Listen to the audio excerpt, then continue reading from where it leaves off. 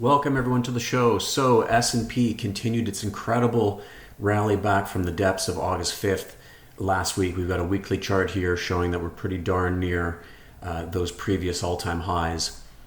Really a complete unwind of a spike in VIX. Very positive action. One of the fastest comebacks we've ever seen. So if we look at how many days it took for the VIX to close below its long-term median after spiking above 35. So these are all the incidences going back to 1990. This pullback in VIX only took 7 days. Now that compares a little bit to February 2018, which is part of the reason why some people compare this to some extent to the Volmageddon event that we saw back then, but actually quite different really, because we had everybody pushing into short vol ETN products like XIV. And that trade really blew up back then. We had everybody in one side of the boat in January 2018, and the boat tipped over, and we had that incredible vol spike. This time we saw a little bit of a return to an unwinding of short vol briefly, but then what did everyone do? They started shorting vol heavily again. Look at this reaction to high volatility. People coming in and crushing vol. And we call that short vega. So adding to the short vega position in ETNs is basically adding to that short vol trade. So rather than unwinding and panicking and everybody getting out of these trades, they have actually doubled up and tripled up, etc. on these trades. So the short volatility trade is alive and well. Does that mean we will end up in a similar 2018 kind of situation at some point? We don't know. Quite possibly we will. I would say probably, but the timing on something like that is really impossible to say. Right now, it's risk on. We've got this Powell pivot suddenly last week, and it's risk on again. And so that means shorting vol, especially VIX 15, 16, 17. They're going to keep pushing it in. We've seen some of these trades unwind a little bit in SVIX, but I imagine that they ramp up once again as markets continue to climb this wall of worry. I've been talking about it for weeks now, guys, this broadening out, everybody pushing into other things. I've been talking about the unemployment numbers being a complete fiction, as supported by lots of data that I've shown you in my show and in my shorts. And Powell has agreed with me, and in Jackson Hole said, look, this is a supply issue. He is not worried about, he is worried about unemployment, as we're going to talk about later, but he's not technically worried about that particular level that we've reached, that 4.3%. And I've been talking about that, how these allegations of the economy hitting a rough patch are completely fiction. So quite interesting to see, though, how these narratives take hold. And that was a part of what happened on August 5th, as we saw that employment number on the Friday, and then everything kind of snowballed, but a lot of other things involved there. But that was one piece of it for sure. During that sell-off, I pointed out that we are definitely in a short gamma situation. So think of this as dealers and the street being very short optionality, being short options, being short volatility, having to push things in the direction of movement. So when markets are selling off, they have to sell. When markets are rallying, they have to buy. That exacerbates move. That creates more volatility because dealers are having to hedge throughout the day and on a daily basis in that kind of environment. But I said if we can get up to 5350, 5400, we could end up with a melt up, and that's exactly what has happened. Interesting note here, global money market fund assets, 8.8 trillion globally, 7.3 trillion in the US. I think there's a very good chance that we have now seen this peak. We see them coming down just a little bit. That could be just the beginning.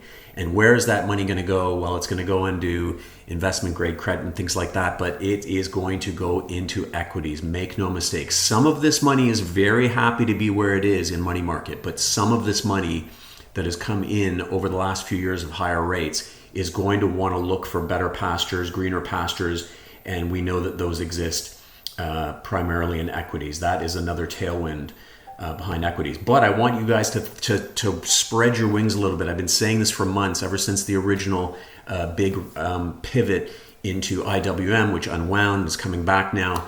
But this broadening out of markets is a very, very real thing. I'll show you a couple of charts in a moment, but we're even seeing in tech, again today, we're seeing tech very weak. Of course, going into those NVIDIA earnings, it's a little bit nervous. If we don't get a good report from NVIDIA, this could be extremely, extremely bad for technology.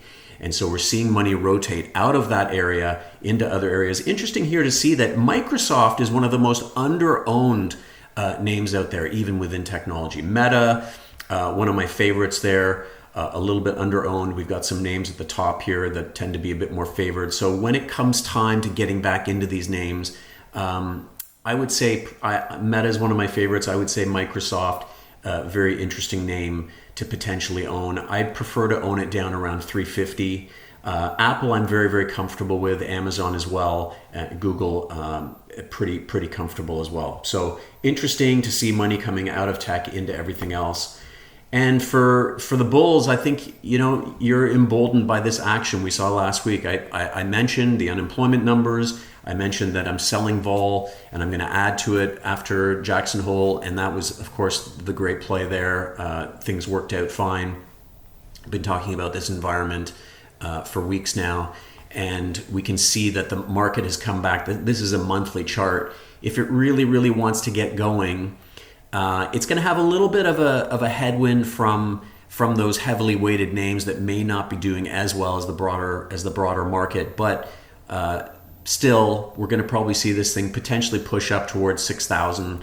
Now, do we need to get through September and October a little bit, which are traditionally quite weak, at least the first half of October, most of September. Second half of September tends to be very, very poor for equities. So maybe we do need to get in through a little bit of a rough patch here, and certainly through some important earnings like NVIDIA. But I think that the horse is out of the barn on some of these other areas other than tech, as we're going to see in a moment. So still a little bit of room to the upside there. QQQ here. So we see that tech indeed is lagging a little bit. Of course, a very nice bounce off that 50-week moving average and this very nice long trend line. We didn't have the luxury of that kind of trend line on the S&P. Didn't quite underperform to begin with. QQQ was weak ahead of the S&P, so it was able to get down to some of those critical levels and therefore bounce along with everything else, although less so to the broader market. TLT, confirmation that yields are getting lower. Of course, this was the original pivot on the weekly here that we saw, the original rotation into IWM and other things. Definitely paused through August 5th in that difficult week, but it's back on again. Rates moving higher. We can see the 10-year yield continuing to get lower and lower. Now, I will say, here's another one a little bit lower here. We could get down into sort of the 33, 34, 35 range, I think would be likely, as we can see on this chart as well. We could get down into that 33 range.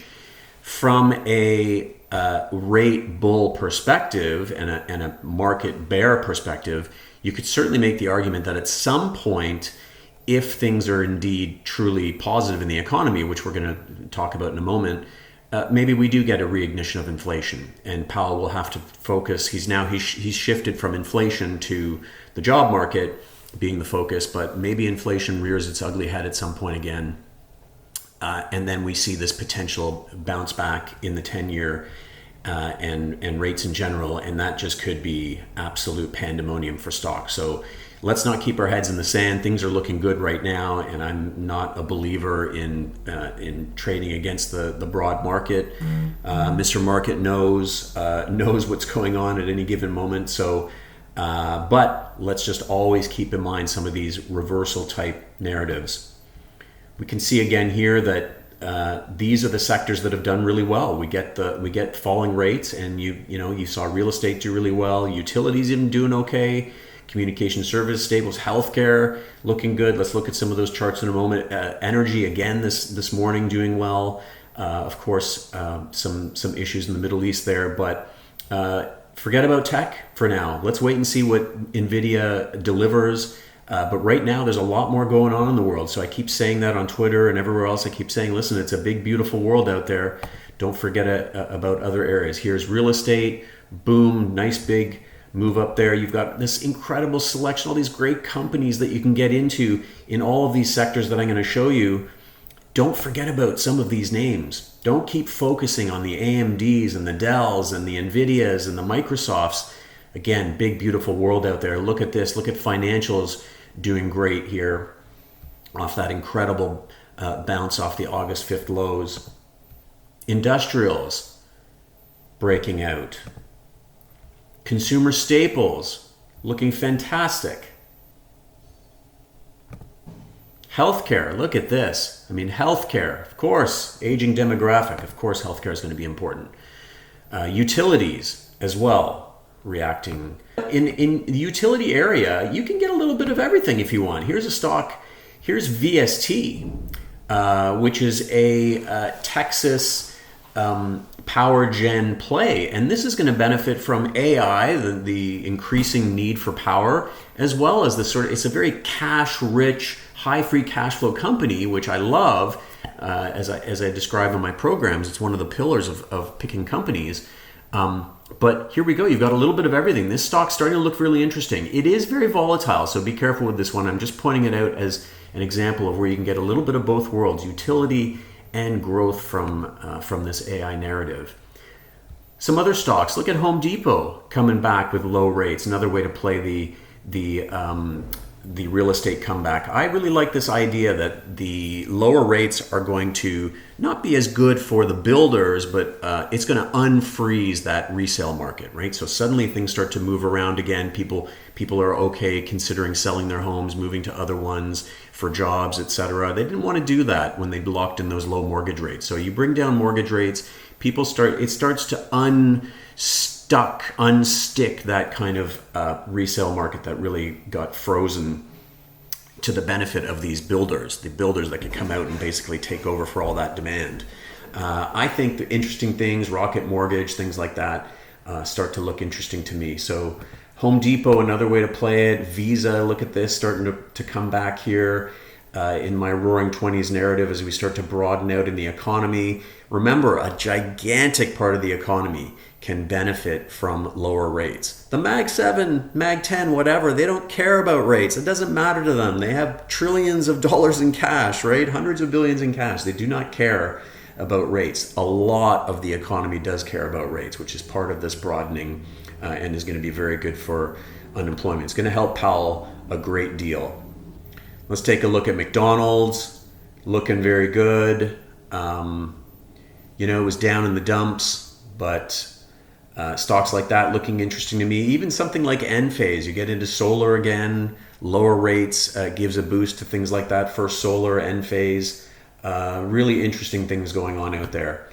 Again, XLK, tech, it's certainly come back, but is it going to make it back to those highs? I'm not so sure. Maybe we continue to see a little bit of a struggle there as people move into other things. Earnings this week, we've got some interesting stuff. Of course, NVIDIA being the really, really big one on on Wednesday rather, along with a little bit of cybersecurity, Okta. We've got Salesforce, CrowdStrike. It'd be interesting to see what they say after the big incident recently. A little bit on Tuesday, not a whole lot, I would say, a whole lot of important names coming out, some Canadian banks. We've got Five Below on Wednesday. I'm interested in that one. I'm curious about the dollar store space. Lululemon for yoga pant fans. Dell, that'll be interesting from a server standpoint with the push into AI. Do they benefit? Are they continuing to benefit from that? So some important names coming out. NVIDIA looking for an expected move about $12. Expected earnings per share of 59 cents. So, interesting info here from Unusual Whales, CrowdStrike Holdings, expecting a $23 move, Okta looking for 10.15, $10 in move. These are the expected moves based on implied volatility out there in the option space. Abercrombie, Bath & Body, Salesforce looking for a $16 move. Remember last time we saw a massive move on Salesforce, which is why I always say, look, do not sell options into these moves that generally are not going to do that great and things like that. Let's look at the economy. Anything to worry about? Well, as usual, as I've been highlighting for a month, things are still looking very strong. Restaurant bookings, air travel very strong, GDP numbers, the shorter term weekly data pretty good there. Retail sales strong, jobless claims are sideways, credit card debt, global jet fuel demand. Lots of really, really good data. Restaurant bookings, nothing to see here. Where's the recession? Air travel, following seasonal path, still higher than the last 4 or 5 years, looking really good, still higher than 2019 as well. So from the service side of things still looking pretty good. Same store retail sales, no problems there. Continuing jobless claims, nothing to see here. Weekly bankruptcy filings, nothing to see here. Credit card debt spending, pretty stable. Rail traffic volumes, very, very normal. In fact, perking up lately.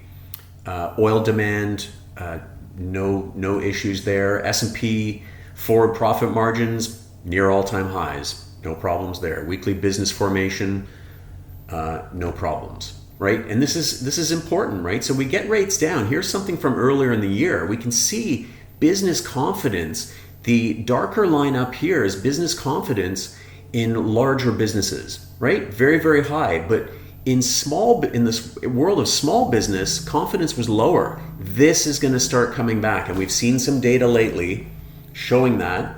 Here we go. Small business optimism back to March 2022 levels when the Fed started raising rates. Incredibly bullish. This is not telling us there is a recession. Not at all. In fact, it's telling us there could be a re-acceleration in a very big part of the economy. So I would not be concerned at this point about a recession at all. Again, those unemployment numbers, as I've been saying for weeks, all either immigration influence, which is basically going to increase supply, right? You increase the supply of labor and unemployment numbers are going to go up a little bit. We have not seen any concrete data. Look at this, announced job cuts, trending lower. Where's the problem? Heading down right here. Warren data points to, this is something that's looking at some data from plants and factories and things like that. Kind of gives you an early warning on anything going on from that perspective in terms of advance notice of any closings. Nothing to see here. Nothing to see here. JOLTS layoffs and discharges rate. Where's the problem? Okay, so a lot of really, really good data, guys. And so that's what we have to really hang our hats on at this point. Can it change? Of course it can change. But at this point, if you're bearish and betting against this economy, you're really pushing a boulder up a hill.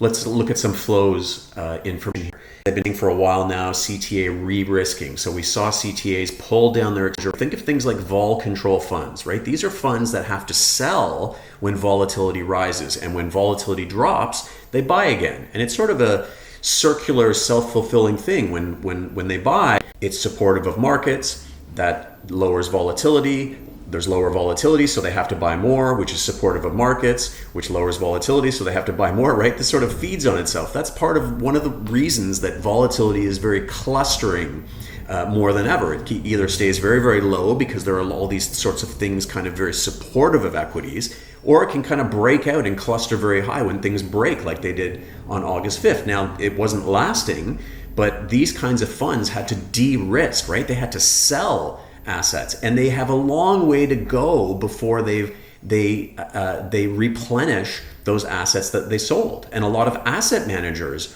also sold and need to replenish. So there's this whole cycle of replenishing, which I'm going to show you right now. Here we go. We've got realized volatility, which is actual volatility, soaring on August 5th and 6th, and then starting to head down. Well, when this heads down, when this heads up, funds have to sell. But when it starts to come back down again is when people have to re-risk. It's called re-risking, regrossing, whatever you want to call it. They've got to push back into markets. And so CTA, vol control, risk parity, boom, they're coming back in. Powell said inflation is vanquished. He is focusing on unemployment numbers now, which according to Nomura, a very interesting idea is they're saying that means the Fed put is back. Powell said we are not going to tolerate a weakening labor market. So the Fed is there. The Fed is there, inflation is down. These are very, very positive. We're seeing this play out in skew. So right tail, right? When we think about options, you might have heard of that saying, the left tail. People are worried about the left tail because markets tend to crash down. Sometimes people worry about the right tail, which is crashing up. And you can see players in the last while have pushed back into pushing up upside call skew, which means they're getting aggressive to the upside. People are worried about missing out on the upside. There is a lot of FOMO developing again. So a lot of influences in terms of supporting this market. Of course, NVIDIA is a big question there. We don't know what kind of influence that's going to have. My gut feeling is if it's bad briefly and the broader market rally continues. And that's why I haven't been very constructive on tech for quite a while now. It's had a nice little bounce. I'm not so sure about the AI narrative. I think we might be heading into an AI winter at some point. Maybe not yet. We see that companies have said, look, we're spending tons and tons and tons, probably too much on CapEx in that area. So that's going to benefit companies like NVIDIA. If NVIDIA does not make people happy, I think that is a massive, massive warning sign. And that may be the obvious thing to say, but I think that's a real signal that this AI narrative may be broken. And my worry is that everyone's kind of watching those mag stocks and those main stocks. There's a big world out there. So hopefully I've highlighted some of that big world that you can focus a little bit more on. A lot of great charts on my MTI indicator, which we teach in the programs, really showing that a lot of areas and sectors are doing very well. I would say try to focus a little bit more on those for now, and stop pushing against a narrative that's really struggling right now in the tech and AI area. So I hope you guys enjoyed that, and we'll see you next time.